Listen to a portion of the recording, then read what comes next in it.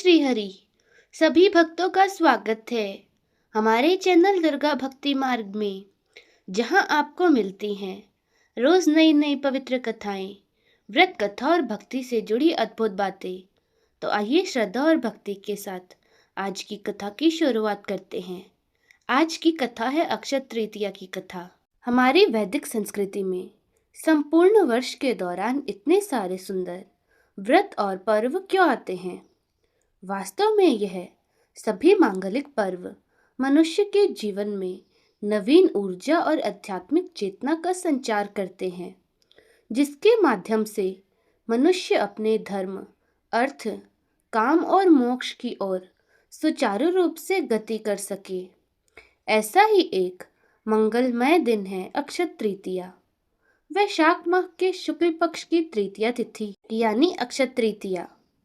यह इतना विशेष दिन है कि इस दिन मनुष्य द्वारा किया गया कोई भी शुभ कार्य उसे अक्षत पूर्ण फल प्रदान कराता है और इसीलिए इस दिन को अक्षय तृतीया के नाम से भी जाना जाता है। आज हम इसी अक्षय तृतीया से जुड़ी एक पौराणिक कथा का श्रवण करेंगे।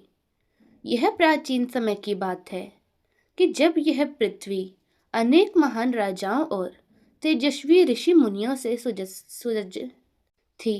चारों ओर धर्म और सुख का वास था, लेकिन फिर भी कर्म का चक्र सबके लिए एक समान कहाँ होता है ना।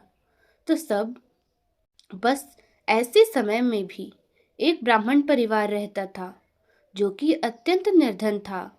इस परिवार में मात्र ब्राह्मण और उसकी पत्नी थे, तो उसके पास कोई धन संपत्ति नहीं थी, ना ही कोई पुत्र था। यह संपत्ति संतान विहीन थे। लेकिन इस ब्राह्मण के जीवन में जो एक सुख था वो था उसकी पत्नी। उस ब्राह्मण की पत्नी अत्यंत विनम्र, सुंदर और पतिव्रता थी।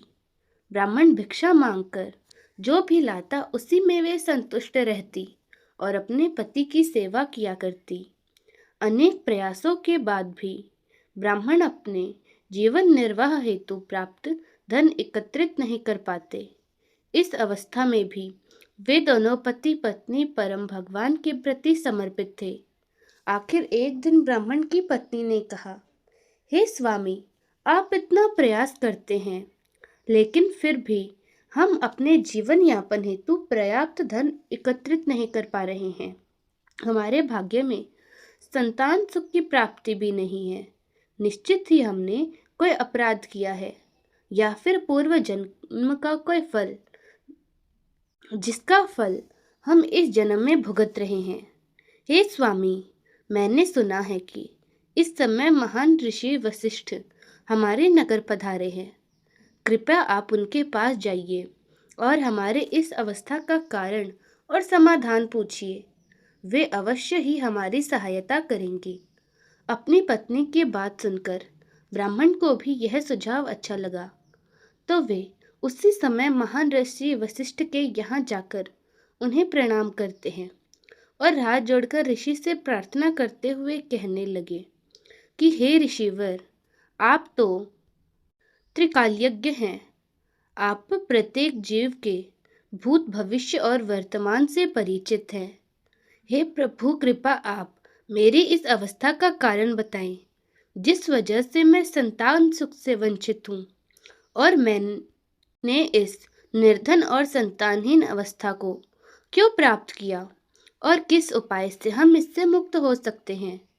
कृपा हमारा मार्गदर्शन कीजिए। ऋषिवर ब्राह्मण की बात सुनकर बोले, हे पुत्र, पिछले जन्म में तुम अत्यंत धनी थे और तुम्हारे अनेक पुत्र भी थे, लेकिन उस समय तुम अत्यंत कृपण थे। यहाँ तक कि तुम अपने संतानों के लिए भी धन खर्च नहीं करते थे।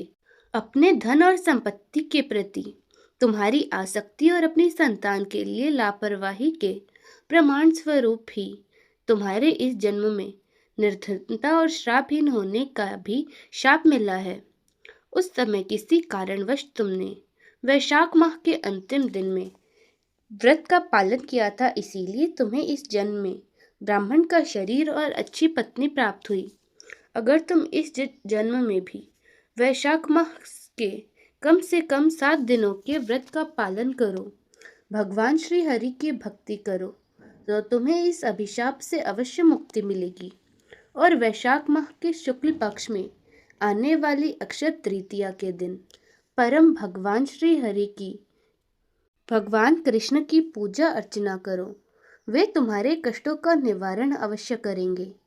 ब्राह्मण ने ऋषि वशिष्ठ की बात मानी और अक्षय तृतीया का पालन किया और उसके फल स्वरूप उस ब्राह्मण ने अपने अभिशाप से मुक्ति प्राप्त कर ली। इस कथा का महत्व सुनाते हुए कहा गया है कि जब हम इस प्रकार की पौराणिक कथाओं का श्रवण करते हैं और उनका पठन करते हैं तो हम अपने ही परम भगवान गुरु और वैष्णव की सेवा में सहलगन हो जाते हैं। इसीलिए अक्षय तृतीया के दिन इस कथा का श्रवण अवश्य करना चाहिए। तो भक्तों, यह थी आज की पवित्र कथा। उम्मीद है आपको यह वीडियो ज़रूर पसंद आई होगी। अगर आपको यह वीडियो अच्छी लगी तो वीडियो को लाइक करें, शेयर करें और हमारे चैनल दुर्गा भक्ति मार्ग को ज़रूर सब्सक्राइब करें।